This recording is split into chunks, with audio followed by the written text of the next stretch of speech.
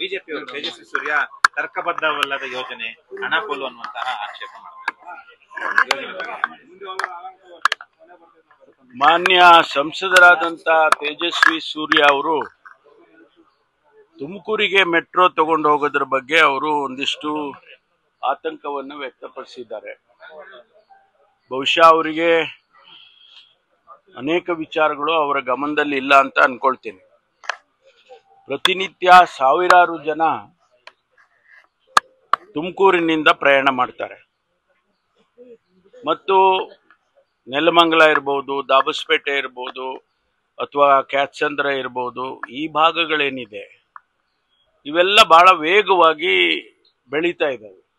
ಕೈಗಾರಿಕೆ ಉದ್ದೇಶದಿಂದನೂ ಬೆಳೀತಾ ಇದ್ದಾವೆ. ಆಮೇಲೆ ಜನ ಮನೆಗಳು ಕಟ್ಕೊಂಡು ಅಲ್ಲಿ ಎಕ್ಸ್ಟೆನ್ಷನ್ಸ್ಗಳು ಮಾಡಿಕೊಂಡು ಅಲ್ಲಿ ಜೀವನ ಮಾಡ್ತಿದ್ದಾರೆ. ಯಾಕೆಂದ್ರೆ ಬೆಂಗಳೂರಿನಲ್ಲಿ ಒತ್ತಡ ಜಾಸ್ತಿ ಇದೆ.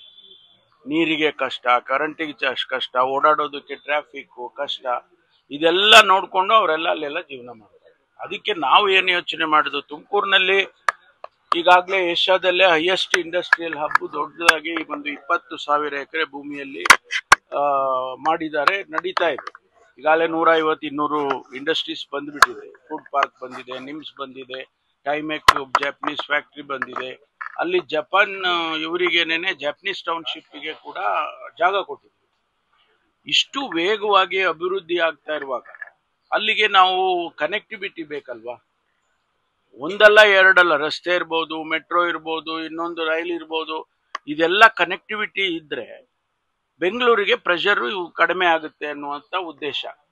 ನಮ್ಮ ಈ ಬೆಂಗಳೂರನ್ನ ಬೆಳೆಸುವಂತ ಸಂದರ್ಭದಲ್ಲಿ ನಾವೆಲ್ಲ ಯೋಚನೆ ಮಾಡಿದ್ದು ರಾಮನಗರ ಇರ್ಬೋದು, ಕೋಲಾರ ಇರ್ಬೋದು ಮತ್ತು ತುಮಕೂರು ಇರ್ಬೋದು, ಈ ಟೌನ್ಶಿಪ್ಗಳನ್ನ ಹತ್ತಿರದಲ್ಲಿರ್ತಕ್ಕಂಥ ಪಟ್ಟಣಗಳನ್ನ ಬೆಳೆಸಿದ್ರೆ ಬೆಂಗಳೂರಿಗೆ ಪ್ರೆಷರ್ ಕಡಿಮೆ ಆಗುತ್ತೆ ಮತ್ತು ಎಕ್ಸ್ಪ್ಯಾನ್ಷನ್ ಕೂಡ ಆಗುತ್ತೆ ಅಂತ ಹೇಳಿ ಉದ್ದೇಶ ಇಟ್ಕೊಂಡು ಮಾಡಿದ್ದೇವೆ. ಈಗಾಗಲೇ ನಾನು 2-3 ವರ್ಷದ ಹಿಂದೆನೇನೆ ಇದನ್ನ ಪ್ರಸ್ತಾಪ ಮಾಡಿದ್ದೆ. ತುಮಕೂರಿಗೆ ಮೆಟ್ರೋ ರೈಲನ್ನ ತಗೊಂಡು ಹೋಗ್ಬೇಕು ಅಂತೇಳಿ. ಅಲ್ಲಿಂದ ಇಲ್ಲಿವರೆಗೂ ಚರ್ಚೆಗಳಾಗ್ತಾ ಇದೆ, ಎಲ್ಲ ಆಗ್ತಾ ಇದೆ. ನಾವು ಈ ಸಂದರ್ಭದಲ್ಲಿ ಮಾನ್ಯ ಮುಖ್ಯಮಂತ್ರಿಗಳು ಬಡ್ಜೆಟ್ನಲ್ಲಿ ನಾವು ಇದನ್ನ ಪರಿಶೀಲನೆ ಮಾಡ್ತೇವೆ ಅಂತ ಬಡ್ಜೆಟ್ನಲ್ಲಿ ಹೇಳಿದ್ರು. ಫೀಸಿಬಿಲಿಟಿ ಸ್ಟಡಿ ಮಾಡ್ತೇವೆ ಅಂತ ಫೀಸಿಬಿಲಿಟಿ ಮಾಡಿದ್ರು. ಫೀಸಿಬಿಲಿಟಿಯಲ್ಲಿ ಅವರು ಪಾಸಿಟಿವ್ ಆಗಿ ಕೊಟ್ಟಿದ್ದಾರೆ.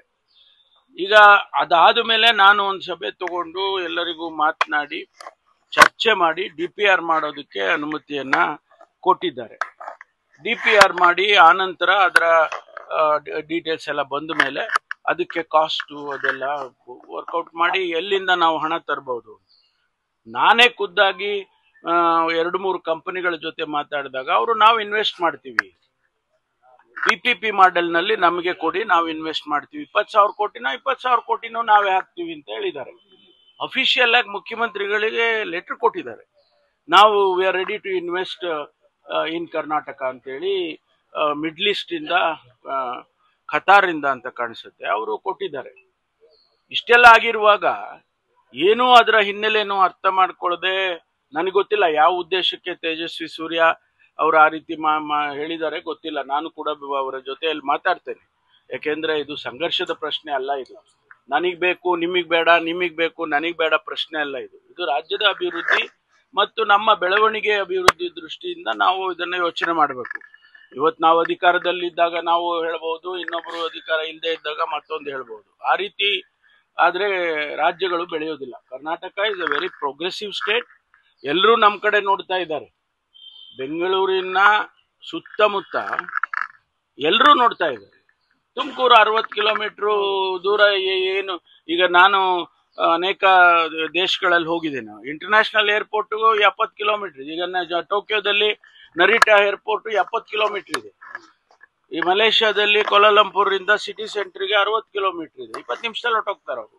ಅಂತ ಫಾಸ್ಟ್ ಟ್ರೈನ್ಸ್ ಎಲ್ಲ ಹಾಕಿದ್ದಾರೆ.